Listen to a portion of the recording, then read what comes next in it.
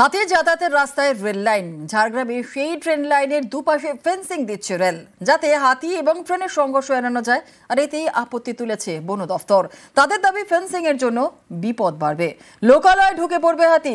রেলের বক্তব্য, কোনো সমস্যা হলে আলোচনার মাধ্যমে মিটিয়ে নেওয়া হবে।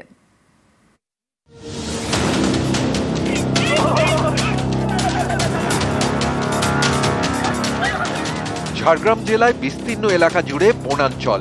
পাশের রাজ্য ঝাড়খণ্ড থেকে মাঝে মধ্যেই ঢুকে পড়ে হাতি, তারপর রেল লাইন পেরিয়ে বাঁকুড়া।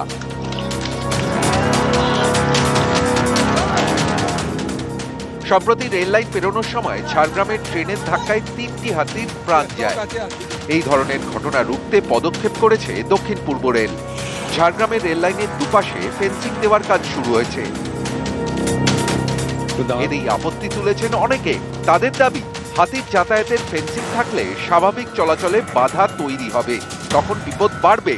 হাতির দল ঢুকে পড়বে গ্রামে, শহরে, তখন হাতি মানুষের সংঘাত বাড়বে। স্থানীয়দের অনেকের দাবি, রেল লাইনের পাশে অনেকের চাষের জমি। ফেন্সিং এর কারণে চাষ বন্ধ হয়ে গিয়েছে। জোড়া সমস্যায় জেরবার স্থানীয়রা। না সমাধান হবে না, হতে বরং আরও বিপদ বাড়বে।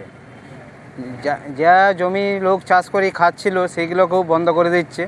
প্লাস হাতি তো গ্রামের দিকেই ঢুকবে, গ্রামের দিকে এসে মৃত্যুর সংখ্যা আরও বাড়বে। এ তো আটকে গেল, যে জায়গায় জমিনের দিকে খেতে যেত ধান জমিন, ঢুকে করে ধান খেত, সেগুলো তো গ্রামের দিকে উৎপাত করবে। তো গ্রামের দিকে এসে তো গ্রামের মানুষ ক্ষতি করবে। রেল লাইনের দুপাশের ফেন্সিং এ আপত্তি তুলেছে বন দফতর। তাদের দাবি, হাতির গতিপথ নিয়ে দক্ষিণ পূর্ব রেলের কোনো মাথা ব্যথা নেই।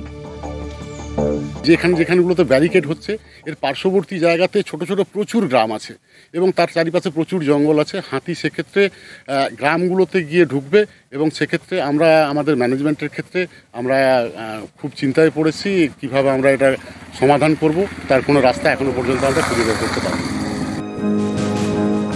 খড়গপুরের senior divisional commercial manager Nishant কুমারের বক্তব্য, কোনো সমস্যা হলে আলোচনা করে মিটিয়ে নেওয়া হবে। ডিআরএম কে চিঠি দিয়েছেন ডিএফও।